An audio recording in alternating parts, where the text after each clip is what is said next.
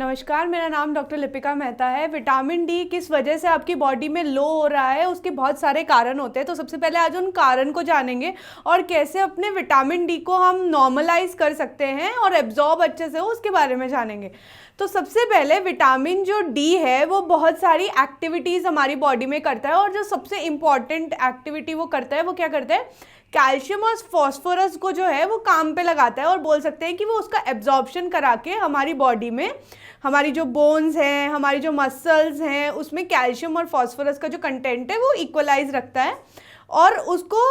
Work करने में help करता है। देखिए, जो ऑस्टियोपोरोसिस या फिर ऑस्टियोमाइलाइटिस या फिर रिकेट्स या फिर विटामिन डी से होने वाली बोन रिलेटेड डिसऑर्डर्स जैसे कि फ्रैक्चर्स अक्सर बहुत कॉमन पाए जाते हैं जिनमें विटामिन डी डेफिशिएंसी होती है। जिनकी विटामिन डी डेफिशिएंसी है वहाँ पर कैल्शियम और फॉस्फोरस डेफिशिएंसीज अक्सर देखी जाती है, और काफ़ी मैंने वीडियोस ऑलरेडी बनाई हुई हैं इस पर। आप एक बार डिस्क्रिप्शन में लिंक देख सकते हैं और आप जान सकते हैं कि ऐसा क्यों होता है। तो देखिए, अभी जब हम विटामिन डी की बात करते हैं तो हम लोग ऐसे बोलते हैं कि जो सनलाइट है वो एक अच्छा सोर्स है और उससे हम विटामिन डी ले सकते हैं। लेकिन अक्सर काफ़ी बार देखा जाता है कि हम प्रॉपर सनलाइट भी ले रहे हैं। ठीक है, सनलाइट लेने में कुछ प्रॉब्लम नहीं है। आप सुबह मॉर्निंग वॉक को भी जा रहे हैं, आप इवनिंग में भी सनसेट के टाइम पे भी अच्छी सनलाइट ले रहे हैं, या फिर आप मिड आवर्स में भी अच्छा सन एक्सपोजर आपको मिल रहा है, उसके बाद भी आपका विटामिन डी लो है। ठीक है, और काफ़ी बार कुछ लोगों को ऐसा देखा गया है कि वो लोग क्या करते हैं कि वो लोग ऐसा कहते हैं कि हम तो इनफ नॉन वेजिटेरियन डाइट भी लेते हैं, like for an example fish हो गया या फिर फैटी जो प्रोडक्ट्स होते हैं, जैसे फॉर एन एग्जांपल मिल्क हो गया या फिर एनिमल प्रोडक्ट्स जितने भी हैं वो ले रहे हैं। और जो डाइट विटामिन डी के लिए ली जाती है वो भी मैंने आप उसके लिए भी एक वीडियो बनाई हुई है, तो वो सब वो ले रहे हैं। उसके बाद भी पता लग रहा है कि जो विटामिन डी है वो हमारी बॉडी में फिर भी कम है। तो आज मेजर यही क्वेश्चंस हम बार बार देखते हैं। अगर आप प्रॉपर सनलाइट ले रहे हैं, आप बैलेंस डाइट ले रहे हैं, अगर आप सब कुछ वैसा कर रहे हैं जिससे आपको प्रॉपर विटामिन मिल जाने चाहिए थे, उसके बाद भी अगर आपको विटामिन डी डेफिशिएंसी है तो उसका मेजर रीज़न हो सकता है कि आपको लीवर रिलेटेड डिसऑर्डर्स हो। देखिए, जैसे ही जो सनलाइट आती है वो क्या करती है कि हमारा जो विटामिन डी है वो स्किन से, जैसे ही सनलाइट आती है, स्किन जो है वो सिंथेसिस करता है विटामिन डी का। अभी जो विटामिन डी है वो एब्जॉर्ब होता है स्किन के थ्रू, एंड देन वो लीवर में उसका कुछ और मेटाबोलाइजेशंस एंड ऑल होते हैं,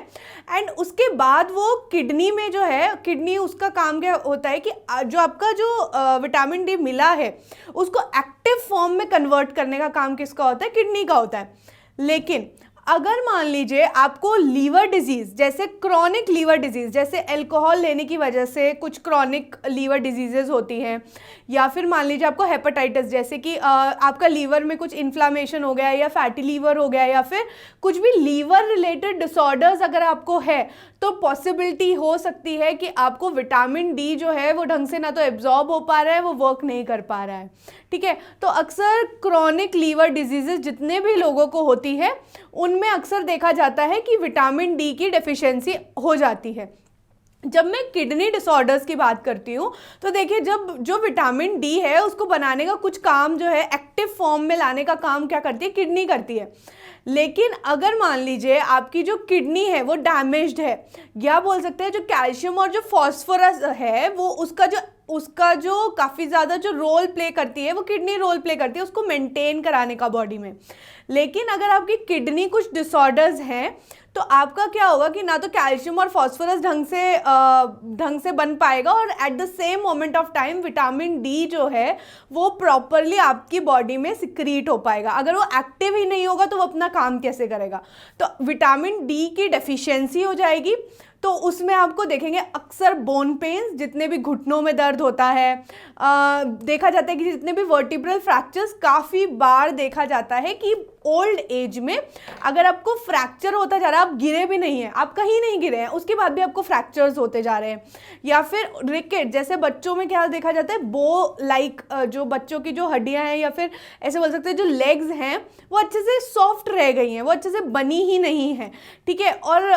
ओल्ड एज में अक्सर वीकनेस ऑफ मसल्स देखी जाती है, और ये सब जो चीज़ें देखी जाती हैं ये विटामिन डी की डेफिशिएंसी से देखी जाती है। अगर आपको लीवर या किडनी का कुछ प्रॉब्लम है ना, तो प्रोबेबली हो सकता है अगर वो क्रॉनिक है, जैसे फॉर एन एग्जांपल अगर आपको थोड़े दिन जॉन्डिस हुआ और आप ठीक हो गए, तो ऐसा नहीं है कि अगर आपको जॉन्डिस हो गया है या फिर आपको कुछ दिनों के लिए कुछ छोटी सी प्रॉब्लम हुई लीवर में और इन्फेक्शन हो गया और उसकी वजह से आपको विटामिन डी डेफिशिएंसी होगी, ऐसा बिल्कुल भी नहीं है। अगर आपको ये क्रॉनिकली बहुत सालों से कुछ ऐसी प्रॉब्लम है, जैसे कुछ पेशेंट्स में देखा जाता है कि वो हीमोडायलिसिस, मतलब जो डायलिसिस होता है ना कि किडनी जो है वो फेलियर हो गया है, किडनी काम करनी बंद कर जाती है, तो डायलिसिस में पेशेंट चला जाता है। तो जो डायलिसिस के पेशेंट होते हैं अक्सर देखा जाता है कि उनके अंदर विटामिन डी की डेफिशिएंसी हो जाती है, हाइपोकैल्सीमिया, मतलब कैल्शियम कम हो जाता है। तो ये सब जो डिसऑर्डर्स हैं वो अक्सर देखा जाता है कि क्रॉनिक होने चाहिए।